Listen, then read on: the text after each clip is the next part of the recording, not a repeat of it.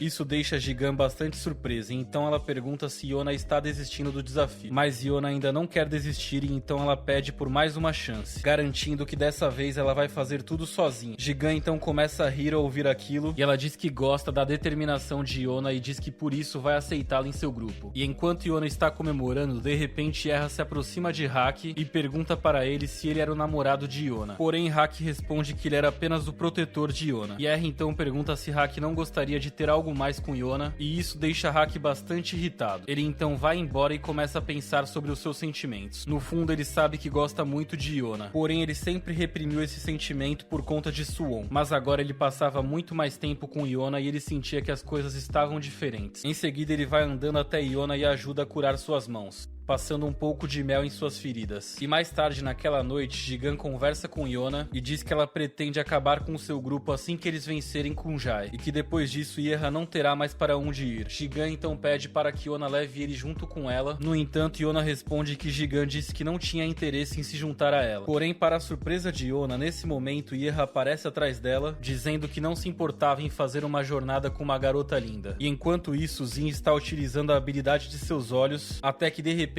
ele vê um bando de navios carregados de homens se aproximando deles. Então, na manhã seguinte, Jigan e os outros discutem o assunto e descobrem que os navios que estavam se aproximando pertenciam a Kunjai, e que provavelmente eles estavam carregados de escravos. Eles planejam acabar com essa operação, porém antes de fazer isso eles precisavam obter mais informações. Eles precisavam primeiro se certificar sobre o paradeiro de Kunjai para que ele não tivesse a chance de utilizar os escravos como reféns. E para descobrir um pouco mais sobre isso, Erra e Yona então vão até a cidade, onde eles descobrem que Kunjai está utilizando uma loja para atrair belas garotas, onde ele está capturando elas para vendê-las como escravas. E com essas informações eles então bolam um plano para vestir Yona e Yun como belas garotas, para que elas se infiltrassem e descobrissem mais sobre os planos de Kunjai. Inicialmente, Yun não gosta da ideia, mas ele acaba aceitando porque sabe que aquilo era o melhor para o grupo. Com isso, ele e Yona vão para a loja, onde eles acabam sendo capturados, e eles então são vendados e colocados em uma cela junto com os outros escravos. Nessa hora, Yona descobre que seu pé tinha se machucado quando ela tinha caído, e ela teme que isso possa atrapalhar o seu desempenho na missão. E então, de repente, Kunjai entra e agarra Yona pelos seus cabelos, e ele diz que apenas uma vez ele tinha visto cabelos ruivos como aqueles, e ele pergunta se ela seria por acaso a princesa Yona. Nessa hora, Yun até tenta salvar Yona, porém Kunjai apenas o joga para longe. No entanto, quando o tirano olha nos olhos de Yona, ele se sente intimidado pelo seu olhar feroz, e logo ele deduz que aquele olhar não poderia pertencer a uma princesa, e que aquilo deveria ser apenas uma coincidência. Percebendo isso, nessa hora Yona então se curva para Kunjai e diz que ela tinha vindo de muito longe, porém se ele desejasse chamá-la de princesa Yona, ela não se incomodaria. Instantes depois, outras garotas que tinham sido capturadas